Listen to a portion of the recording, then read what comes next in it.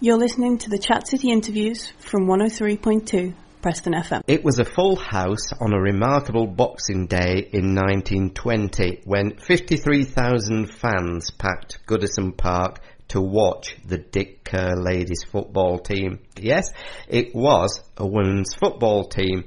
And in the studio right now, somebody I wanted to meet for a while is Gail Newsham, who is an author and knows lots about the Dick Kerr ladies football team. So, Gail, a very good morning to you. Good morning, Hughie. I'm absolutely fascinated by this story. And I'll just quickly tell you how this came about. Some months and months ago, I was involved with our news programme called Speak Up Preston, and I was doing a programme with Charles Cully. Yeah. And Charles put in front of me a press cutting about the Dick Kerr ladies football team. Now, although I've moved around the northwest a lot, I used to live in Wigan and all my family were rugby fans, and I used to support Wigan Athletic Football Club. So I've always been into sport and I've always lived around the northwest, and I just could not believe it when I read this story about the Dick Kerr ladies football team.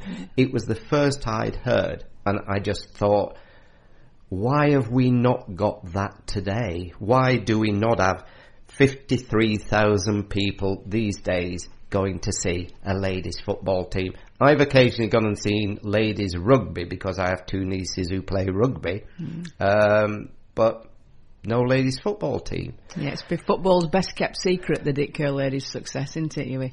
So, I mean, how did it happen? But then, probably more importantly, why did it die?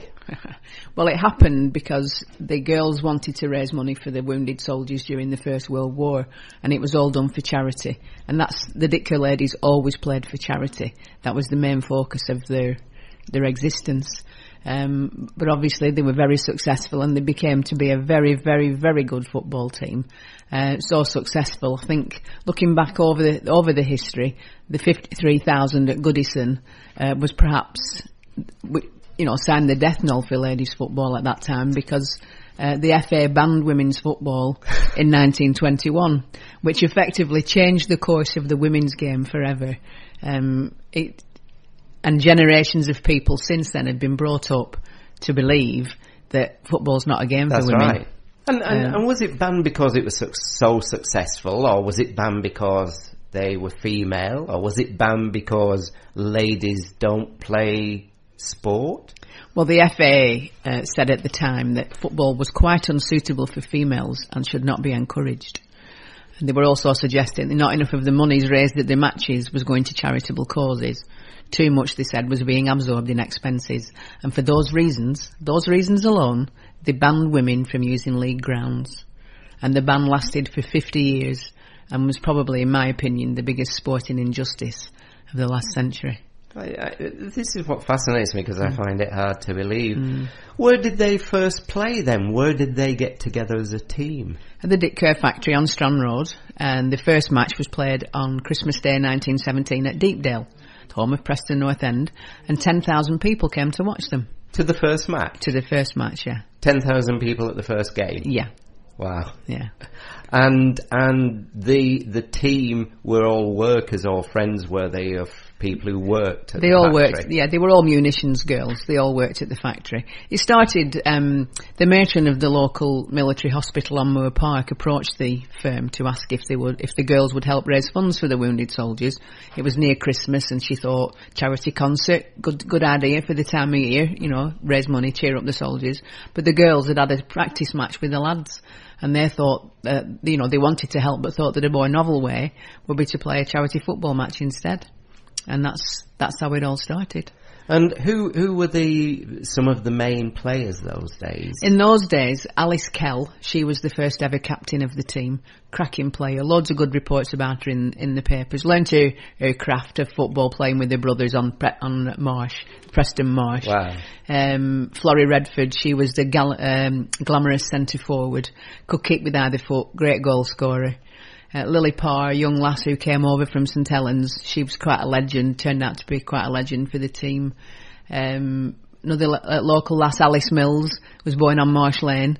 and she went to America with the team in 1922 and loved America so much that she wanted to move out there and emigrate, and so she did the following year, and she settled out there and brought up her family and sent for her mum and her brothers and sisters and brought them out as well. So the whole family moved out to America. So the story of the Dick Kerr ladies it goes down so many different avenues. You know, we'd need all day to sit and talk about it, really. And I realise that from what I've read and my own kinds of questions and thoughts. So they actually played in America, did they? Yes, they did. They went out in 1922 to Canada and America, and they didn't know till they got there that they had to play against men. So they weren't allowed to play in Canada because the Dominion Football Association refused permission for them to play there. So they had to go down to the USA and play against men's teams down there. They played 9 games. They won 3, drew 3, and lost 3. So they made a good account of themselves. That's right. Yeah. So were they then part of a league here in Preston? Was there a league, or no? They just actually got other teams to play against? Yeah, they were mainly works teams and, other factories and that around the area or around the country because they travelled all over. And how did you then first get interested, Gail, in the Dick Kerr ladies football team? I grew up near the factory and I was always aware that there was a ladies football team called the Dick Kerr ladies. And as a kid out playing in the streets and or on the park with the lads, I'd hear passers by saying that perhaps, I should have been playing for these Dick Kerr ladies. My dad actually saw them play in the 30s as well. Yes. But I've never seen any of the players until a chance meeting with Brenda Eastwood in 1991. She was presenting some trophies at a women's football tournament at Banbury Bridge Football Club. So it's through meeting Brenda that I had the idea of organising a reunion of the team for the Preston Guild celebrations in 1992. And it was only through that and meeting some of the ladies and seeing some of their photographs and how many people were on the touchline, even in the 50s, watching them. I couldn't believe it because when I were playing, nobody ever came to watch us and I just couldn't understand what was going on. So it just dawned on me that this story was probably bigger than anyone realised. And if something hadn't been done about it then, it would have been lost. Yeah. It would have gone. I was fortunate enough to meet some of the ladies who played before the ban. Before they passed away. I recorded all my interviews with them. So I was able to put this huge jigsaw together. And I'm still learning now. I'm republishing my book again in April. April? Yeah. At Banbury Bridge Football Club because that's where I met Brenda. And there's lots more information in it, bringing it right up to date, following the ladies right through till they passed away, up in the present day. The last chapter is London 2012, so it's revised, it's fully updated, and it's like a Dick Kerr's Bible, really. Right. I'm quite excited about it. See, that's another thing that I'm fascinated by, is given the information and the things that we now know about them, how come they've not been celebrated more by the city? This is what puzzles me. This is my next task, I think. Once I've got the book out the way, I think the town should make more of them. We've got a Tom Benson Way. We've got Sir Tom Finney That's Way. Right. We should have an Alice Kell Avenue or a Florrie Redford Drive or something. There should be something in the city that commemorates these women because no other country in the world has this kind of history, and we've got it. It's amazing. The people that I meet, I've just been doing an interview with Japanese television. Is that right? Yeah. Yes. And they're fascinated by our history, and how I came to be involved in it. And this program's going out in Japan in March, and they have a subscription of over 30 million viewers. Oh, wow. So I might be big in Japan. I'm sure you will. And we'll be next on the tourist spot after the Haworth land over in Yorkshire. Yeah. So they'll be going to Haworth and then they'll be coming to Preston. So in Preston we better get our fingers out and get some commemorative plaque or something here. So that's going out in Japan. In March. I've got another film crew coming over from Norway in March as well. So everyone around the world seems to want to know about this history. We in Preston. Yeah.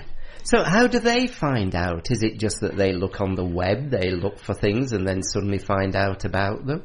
How do they know the history? Well, I've set up a website myself, dickkerladies.com, and if you just type in women's football history on Google, it always comes up, on the first page, and people look through it and they see that, the most knowledge is within that my website, and they get in touch that way. So you must have had such a strong conviction to want to write a book when you found out more and more about them and realised that no one else was celebrating them. You must have really had a strong conviction that you wanted to recognise them and keep history alive. Well, exactly. These women deserve it. We all should know who scored, however many goals for the Dick Kerr ladies and how many games they went undefeated. I won't tell you now because you'll have to read it in my book, but it's unbelievable. The record books are going to have to be rewritten because these women deserve this recognition like we give it to Paula Radcliffe or Jessica Ennis.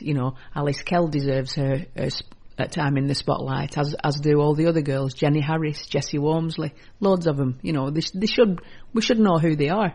So when do we know that they played their last game then?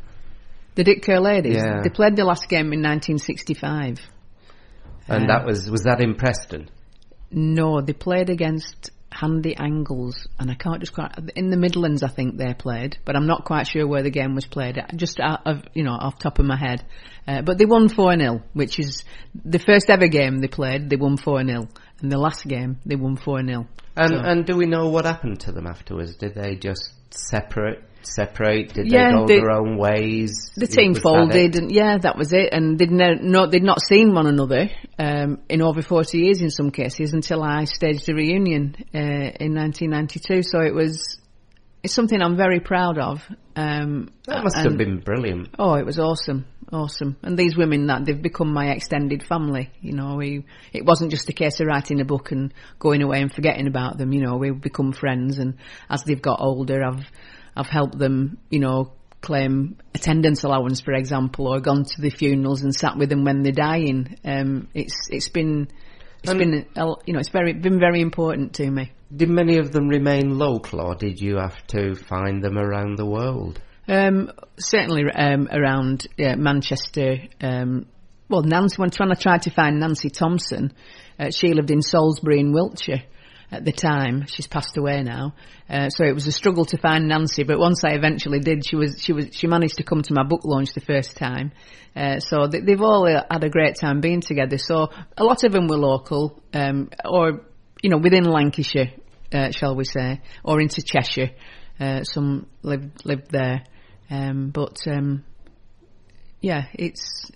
it was all worthwhile, getting them all back together. And I'm sure that must have been absolutely brilliant. And when did you publish then the book for the first time? First time it was published in 1994, so that's 20 years ago, which is another reason I want to do it this year.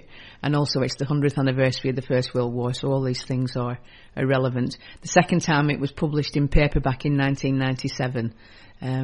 But as I say, I know a lot more information since then, and a lot more facts and figures for those who are interested. So, as I say, it will be like a Dick Kerr's Bible, because there's every result and goal scorer fully from 1937 right through to 1965 when they finished. There are more before them, but maybe I've not got them all.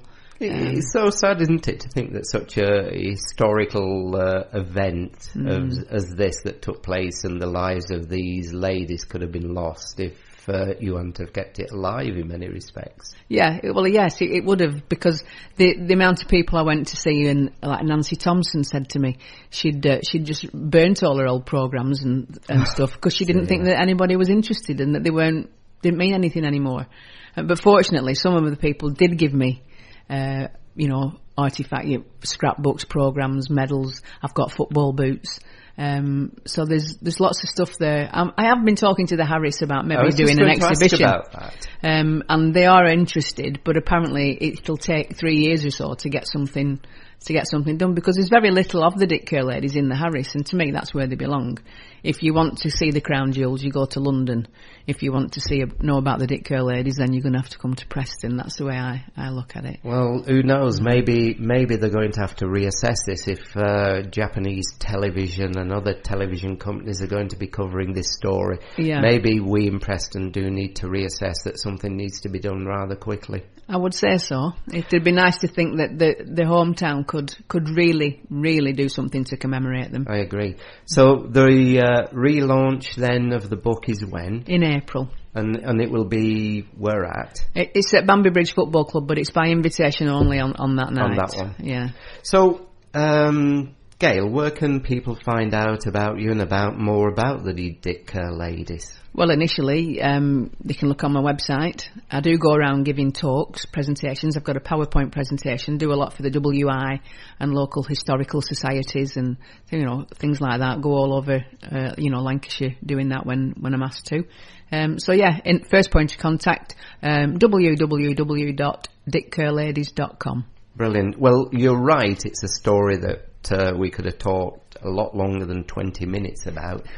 But I've been wanting to get you on Chat City for some time, so I'm really pleased we made it. But I think if anybody from the powers that be, and we do know the council listens in and others in Preston here, I think before this hits Japanese TV, Norwegian TV, we should be giving some thoughts to having something when the visitors want to come and visit us. It would be nice to think so.